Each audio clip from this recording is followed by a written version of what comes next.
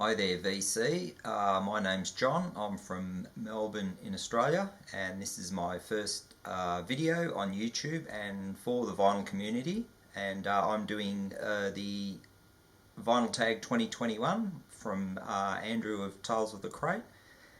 He's got 20 questions, and let's start.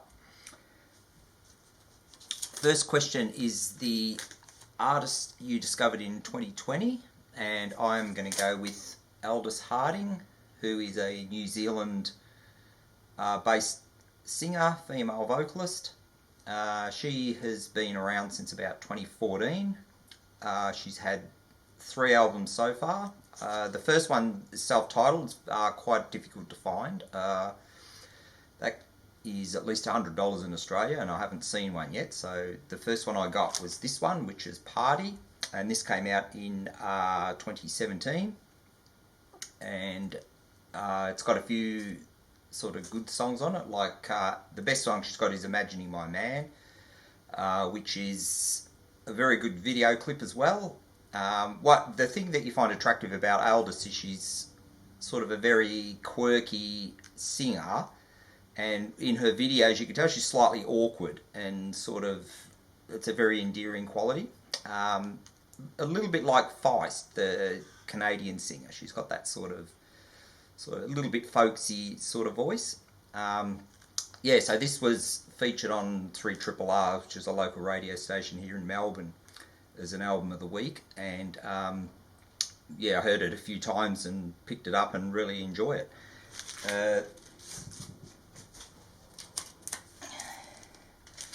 Then she had this one came out in 2019. This is called Designer. Sort of rather plain cover, but that's probably what she sort of, suits her style of music. And that's Aldous there. So that's my find for 2020. Question 2 is quarantine buy. Because we got locked down earlier in the year here in Melbourne, we couldn't go more than 5 kilometres from a house, and the only way to get records at that stage was by mail, and I got this band, which is HTRK, or they're actually called Hate Rock.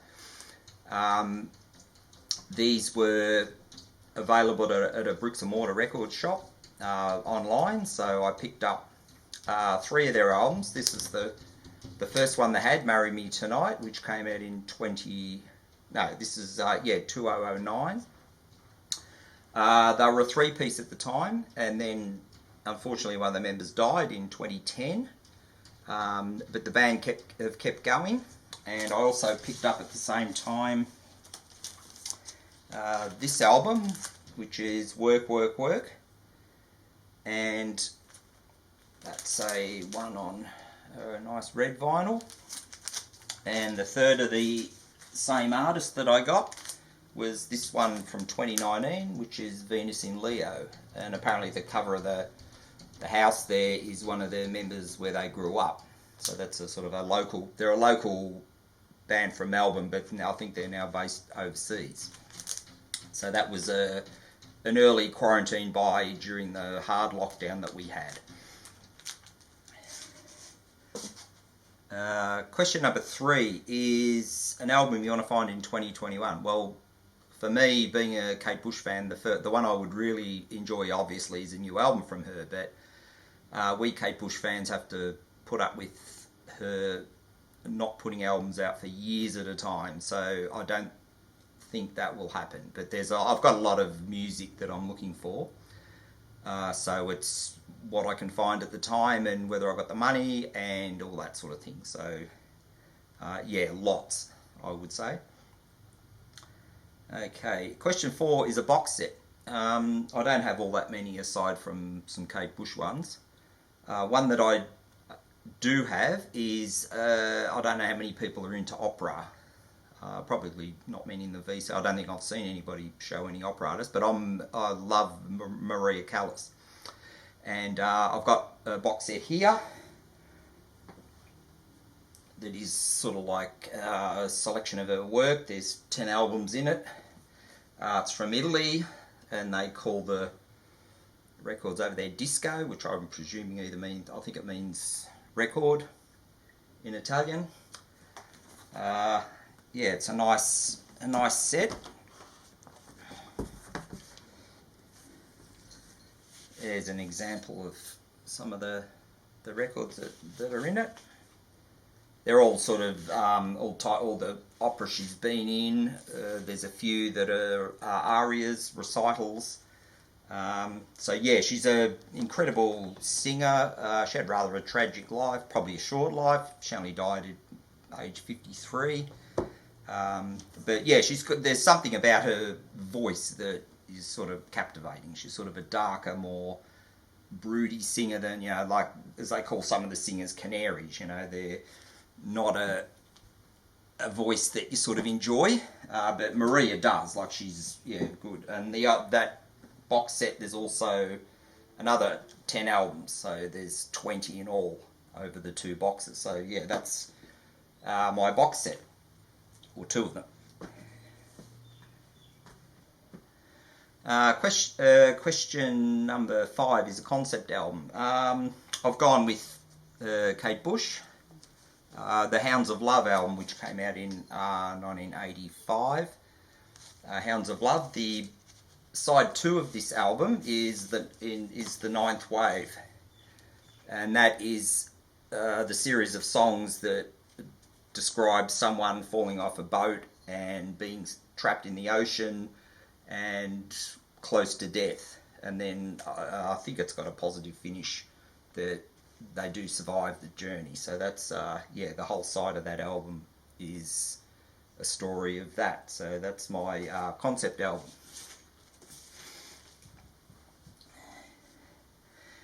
Question 6 is an artist that's changed direction, and once again, Kate Bush, The Dreaming, 1982. I think Rob Ison's already shown this, but I've got hardly anywhere I can say the artist where I know they've changed direction, and Kate is a great example of where she got a Fairlight synthesizer in the very early 1980s, which there were hints of it in the previous album from 1980, the Never Forever album. And this one, she's gone pretty hard on that technical tech sort of sound. There's some good songs on it, not commercial. I think she surprised quite a few people when this came out. But that's her. She just wanted to evolve to a natural style instead of being a singing songbird. So yeah, she sort of gets her personality out a bit more in this record. So it's a good listen. I really enjoy it. So that's when she changed direction. White label promo. I don't have the classic version on a vinyl where there's just the white label and they usually just text to the name or the artist or the songs on it. This Classics Nouveaux. This is a Japanese pressing of Night People, and that's on a white label from Japan. I think there's a little symbol here. I think that means promotional or not for sale or something, but I'm obviously not good on Japanese. So that's my selection for a white label promo. Next question, number 6 is, number 7, 8 is a compilation album. This is an Australian one. It's a company, looks like Crunchy, Cadbury Crunchy. They're like a honeycomb chocolate bar sort of thing, rather like Violet Crumble.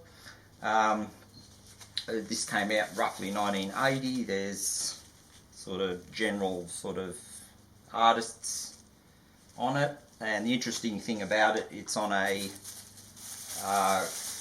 gold vinyl, so it's actually sort of like the bar itself. So that's a compilation album for that question. Okay, question number 9 is an album with a story.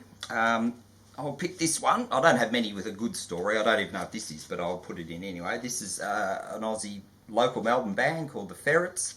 They had a song in about 1977 that was pretty popular, and that what got them started. It was a song called Don't Fall in Love. They were popular on Countdown. And what happens with this record is when they first got popular, the albums only came out in a plain sleeve.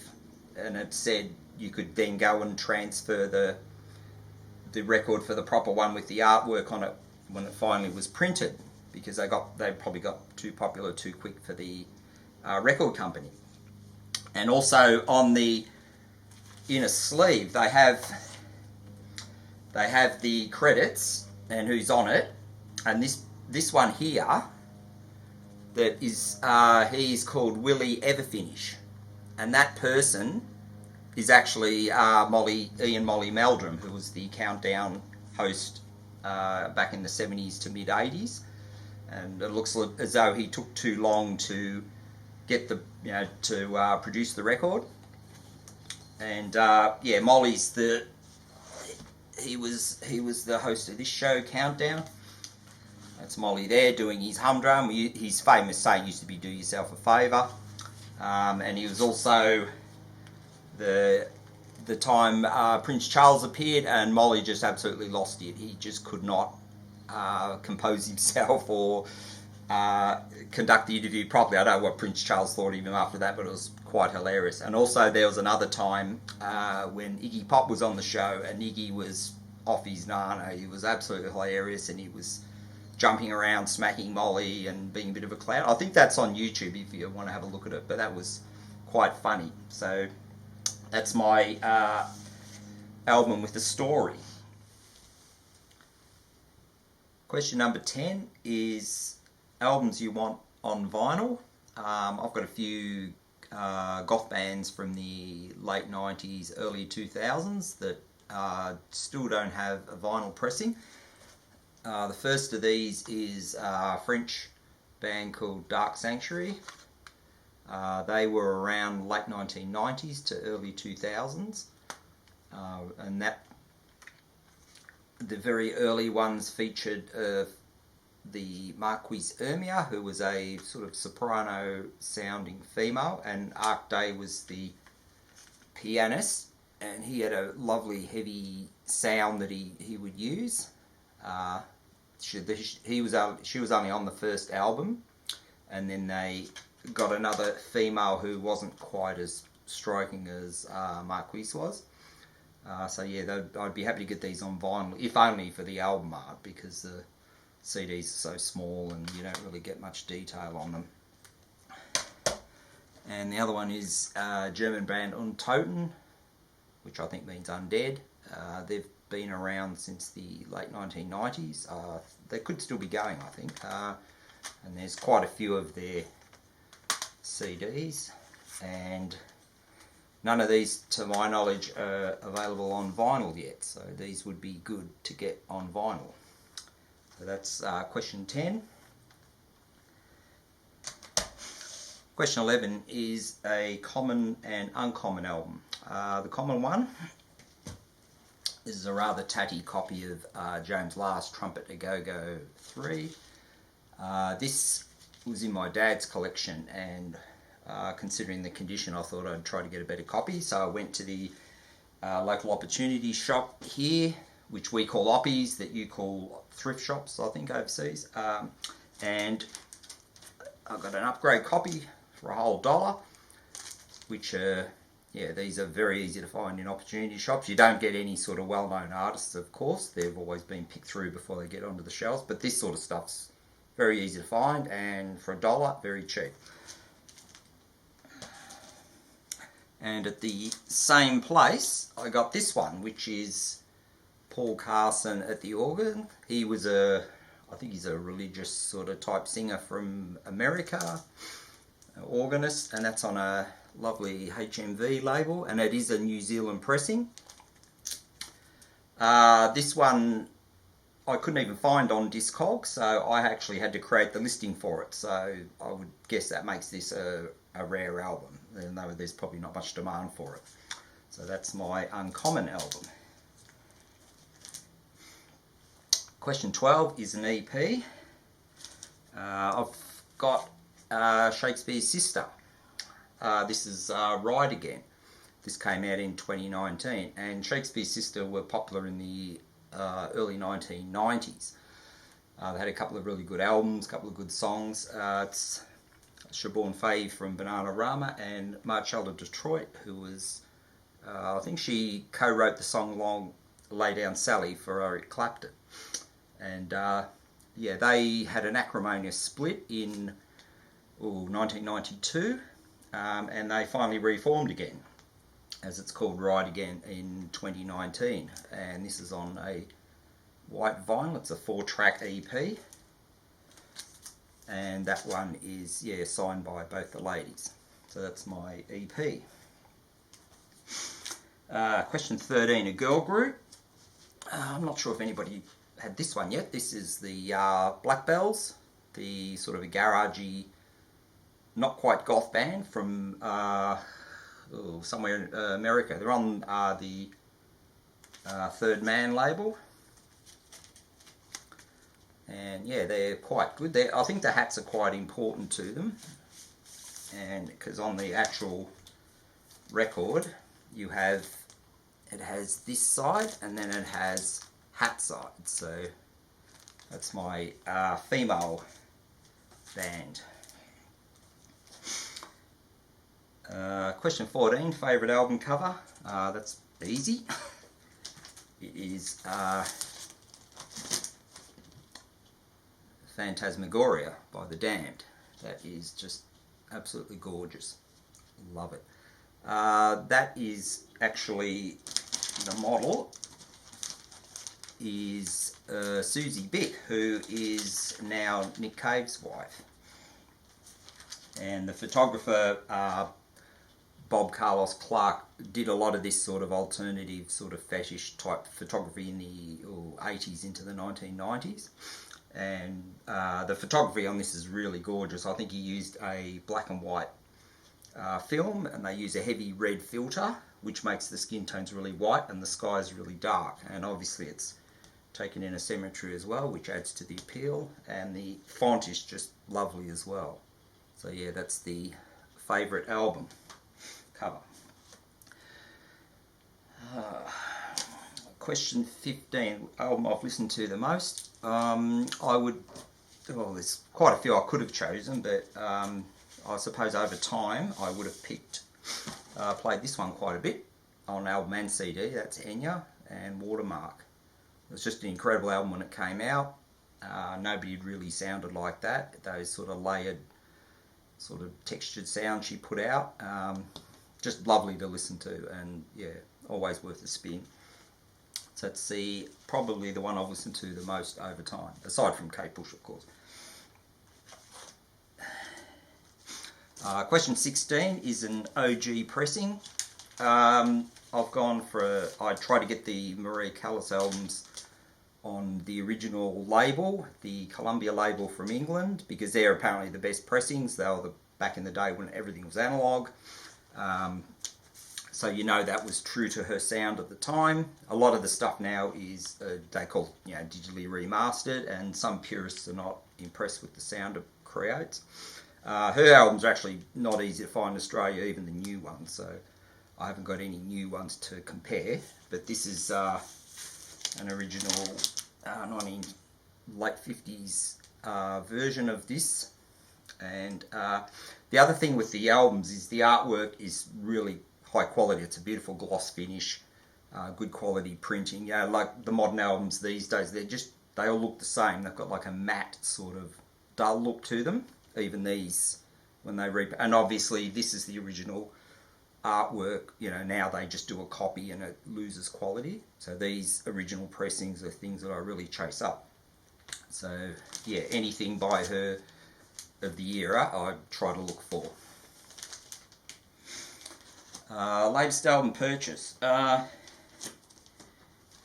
In a group of albums probably 3 or 4 days ago, Mireille Mathieu and Ennio Morricone. She's a French singer, everything's in French. Nice, early 1970s I believe, and it's a really good production too. It's like a nice gatefold, and you got like a lot of description of how we met her, how they did their work, and they fold out as well for pictures. So yeah, it's a nice package. It wasn't very expensive, and that was the latest. Yeah, this is the latest album that I've bought.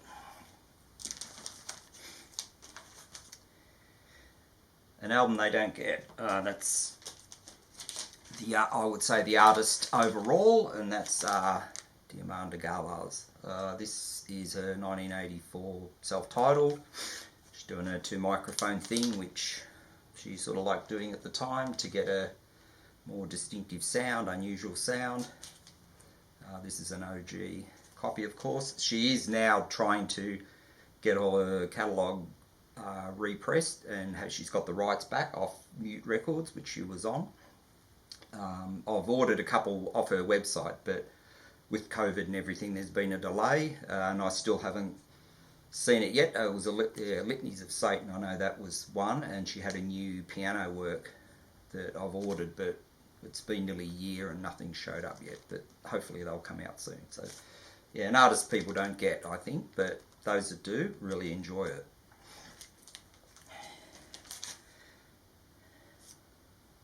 Punk album, I don't have much. The only one I can say is, I think it's more hardcore. Vinyl Richie would know that, whether it is or not, but this is a band called Citizen's Arrest, Light in the Darkness.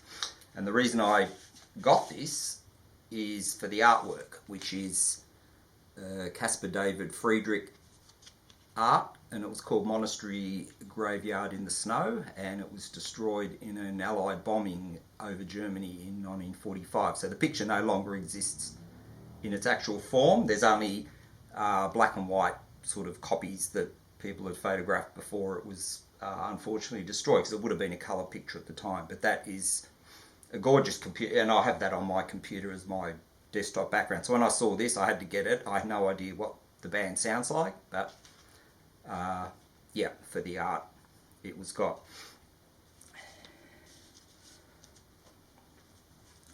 Uh, 2020 favourite issue. I didn't buy many albums that came out in 2020. I generally try to get original copies of things, just, you know, for the context of the time, the actual artwork that's in there, and the pressing is usually the best at the time. But I did get a gift card for Christmas, and I got Magic Dirt, Life Was Better. That's a is it a 5-track? Yeah, it's a 5-track album. This originally came out in the mid-1990s, and the main song at the time they had was Ice. That's sort of the one I got onto when it was on. Yeah, 3 AAAs to play this, yeah, quite a bit, and they are a very independent band. They're from Geelong, which is probably 60 kilometres away from Melbourne, here in Victoria. So yeah, this was at a good price at the local record shop, so I grabbed it, and this is the 4 quarters orange and black. There's another version that's half orange and half black, and this is the sort of the quartered one, I think you would describe it as. So that was the 2020 that I would call probably the favourite one that I bought. Okay, well that's it. I think I've got through the 20 questions. Quite enjoyed the thread, and hopefully I'll look for more things to talk about, and catch up with you next time.